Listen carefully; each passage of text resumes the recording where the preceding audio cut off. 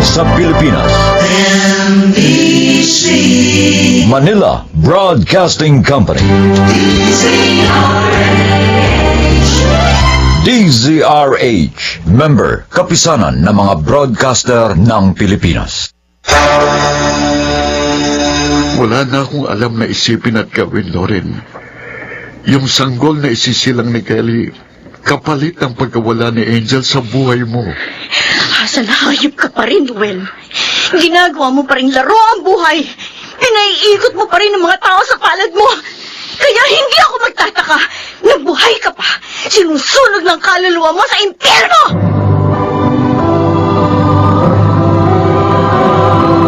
Handog ng DZRH ang tulad sa kanyang panahon. Maghihilom ba kaya ang sugatang puso at isipan? Mga kaibigan, narito at ating pakinggan ang naging karanasan ni Loren sa ating dulang sa kanyang panahon.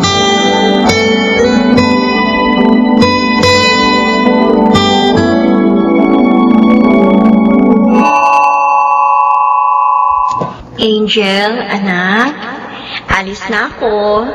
Ngayon ang flight ko papuntang Singapore, di ba? O ano, hindi mo man lang bahalikan at yayakapin ng mommy? No, Mom. I can't. Pero, bakit? Because I'm dead, Mom. Patay na po ko, di ba? Angel! Ah! Loren? Loren, anak! Loren, hindi kita sumisigaw. Bakit? Si Angel, Nay. Ang anak ko. Napanaginipan ko na naman ang anak ko. Nakausap ko si Angel. Buhay na buhay ang anak ko. Eh, baka nakalimutan mo na namang uminom ng gamot mo. Kahit siguro lunukin ko lahat ng gamot na nasa botelyang yan, hindi na rin ako mapapakalma ng mga yan, Nay. Anak, kailangan mo sundin ang payo ng doktor para umayos ang pakiramdam mo, para gumaling ka. Hindi niyo ba ako naiintindihan, Inay? Ayokong gumaling. Dahil kapag gumaling ako, makakalimutan ko ng anak ko. At ayoko makakalimutan si Angel. Ayoko na. Ayoko.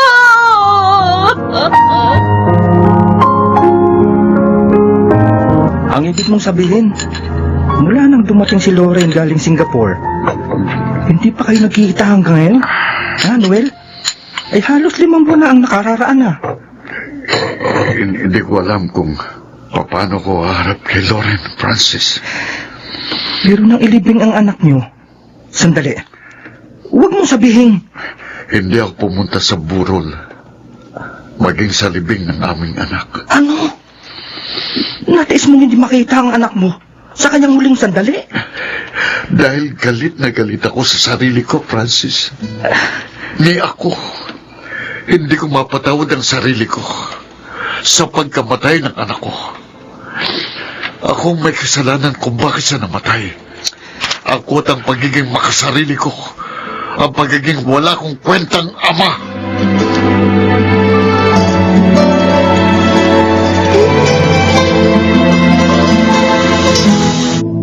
Anong kasalanan sa inyo, anak ko? Bakit mo siya pinatay? Hindi ko alam, ewan ko, magulong isip ko noon. Dahil nagbabanta si Noel, naiiwan ako. Madilim na madilim na ang isip ko noon. Hindi ko na rin nga alam kung paano ko naibuhos kay Angel yung kumukulong tubig doon sa kasirola na kinuha ko sa kalaan. Namaimasmasan ako sa ginawa ko. Nakita ko na lang, nangingisay na siya. Hindi bali sana kung sinuman na lang ang pinatay mo at magkatapos nagpakamatay ka na rin. Para sa mga oras na ito, magkasama na kayo sa impyerno! Patawarin mo ako. Inaamin ko na wala ako sa katinoan ng mga sandaling yun. Hindi ko alam ang ginawa ko. Maniwala ka sa akin. Hindi ko yung sinadya. Hindi ko ginustong patayin ang anak mo.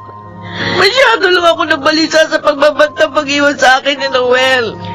Dahil mahal na mahal ko ang iyong asawa. Kahit na paulit-ulit ka pang humingi ng tawad, hindi mo na maibabalik ang buhay ng anak ko! Tulad ng buod na nadarama ko sa inyo ni Noel, na hindi na mawawala dito sa dibdib ko. At mula sa araw na ito, wala rin akong inaasam, kundi ang inyong mga kamatayan!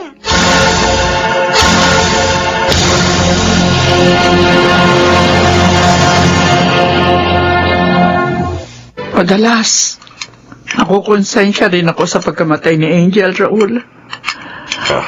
Kung pinilit natin siyang kunin sa poder ni Noel, buhay pa sana ang ating apo.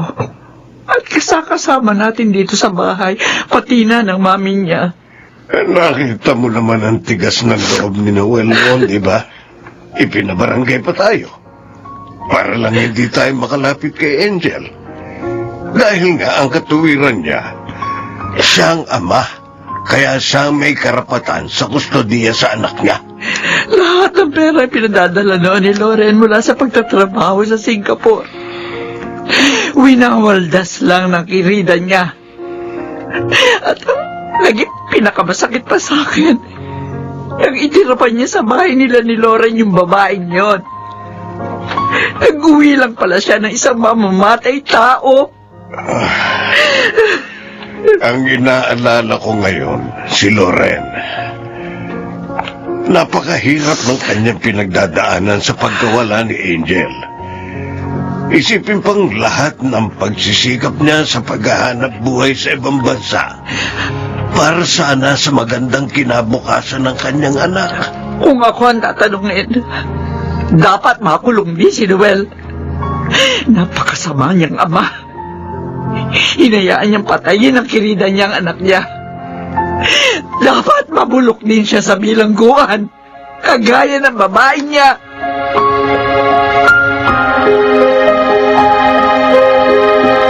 Noel, buntis ako. Ano?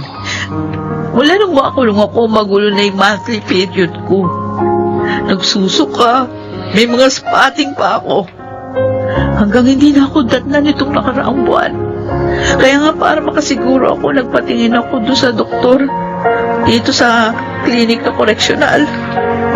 Baka naman stress ka lang dahil sa mga nangyari. Kaya nag-iiba-ibang timpla ng pakiramdam mo. Ano ka ba? Pagkatampon mo na nga ngayon, ayon sa bilang ng doktor dito. Bakit ba parang hindi mo matanggap? Dahil patong-patong ng problema ko. Hindi ko na alam ang gagawin ko. Parang ang gusto ko nang magpakamatay para matakasan lang ang lahat ng ito.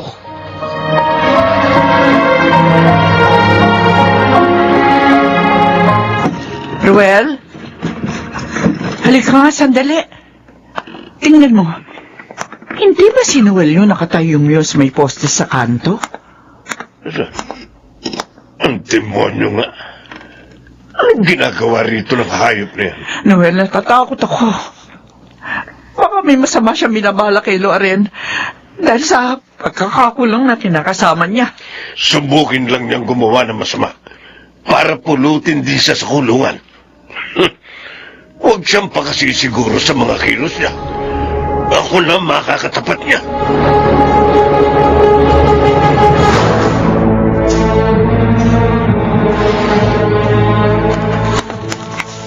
Loren, sandali lang. Alam ko, suklam na suklam ka sa akin, pero parang awa mo na. Pakinggan mo muna ako. Kung ang pag-uurong sa demanda ng kabit mo ang hihingin mo, kapwa-tawat tayo, Noel. Pinatay niya si Angel. Karumal-dumal ang ginawa niyang pagpatay sa anak ko. Buntis si Kelly. Parehong magulong buhay namin. Hindi ko alam kung anong gagawin sa bata sa sandaling maisilang na siya. Ngayon, pati bunga ng pagiging immoral mo, naduduwag kang panagutan? Wala ka pa rin kwentang ama, Noel.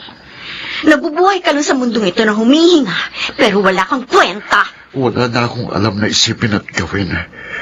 Yung sanggol na isisilang ni Kelly, kapalit ang pagkawala ni Angel sa buhay mo. Asal hayop ka pa rin. Ginagawa mo pa rin laro ang buhay. Pinaiikot mo pa rin ang mga tao sa palad mo. Kaya hindi ako magtataka. Nabuhay ka pa. Sinusunog ng kaluluwa mo sa impyerno!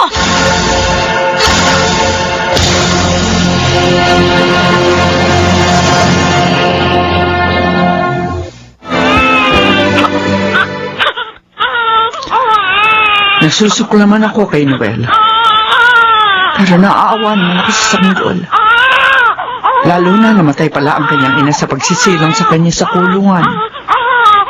Lagi kong tinatanong sa sarili ko, sadya bang binigyan tayo ng lakas ng Diyos para lang sagipin ang kahinaan ng iba, Nay? Siguro oo. Baka nga sa ganung paraan, mababalansin natin ang buhay mula sa masasakit na pangyayaring naganap. Nandito pa rin sa puso ko ang pagkapuot, Inay. Anak, Katulad ng sakit na ayaw pa rin mawala sa akin dibdib. Kahit pa sabihin ang mga nangyari ngayon, ang maaaring magbigay hustisya sa pagkamatay ng anak ko. nangako si Noel, magpapakalayo-layo na raw siya. Hindi na raw siya magpapakita sa atin. Bahagi raw yan ang gagawin niyang paghahanap sa kanyang sarili at sa kanyang pagbabagong buhay. Ang tangi lamang daw niyang hinihiling ang pagtanggap natin sa batang ito dahil naniniwala raw siya sa kabutihan ng ating mga puso. Hanggang sa huli, duwag pa rin siya sa sitwasyon dapat niyang harapin. Ang mahalaga, anak, kinilala niya ang kanyang mga pagkakamali at handang ituwid ang mga iyon kahit para man lamang sa kanyang sarili. Sana lang hindi na mangyari pa sa iba ang mga naranasan ko. Ang masakit na sinapit ni Angel. Nang sanggol na yan, na magsisimula palang mamulat sa mundo.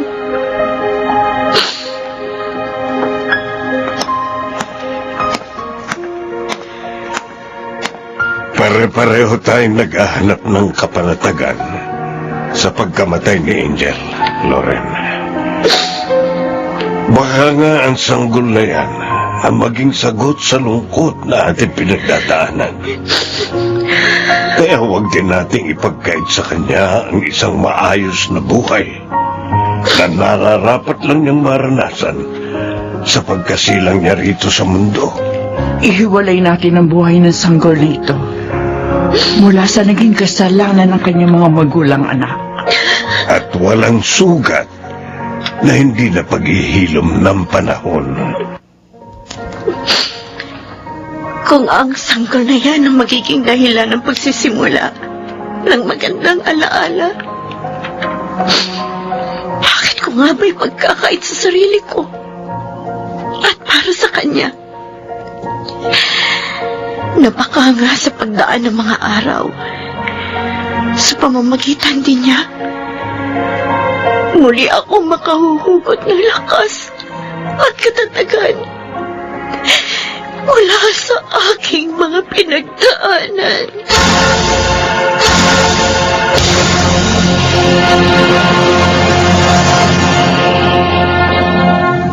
Mahalagang matutuhan ang pagtanggap at pagharap sa walang katapusang daloy ng mga pagsubok sa buhay. Gayon din kung papaano ililigtas ang sarili mula sa pagkabalisa sa masasakit na karanasan sa kanyang panahon.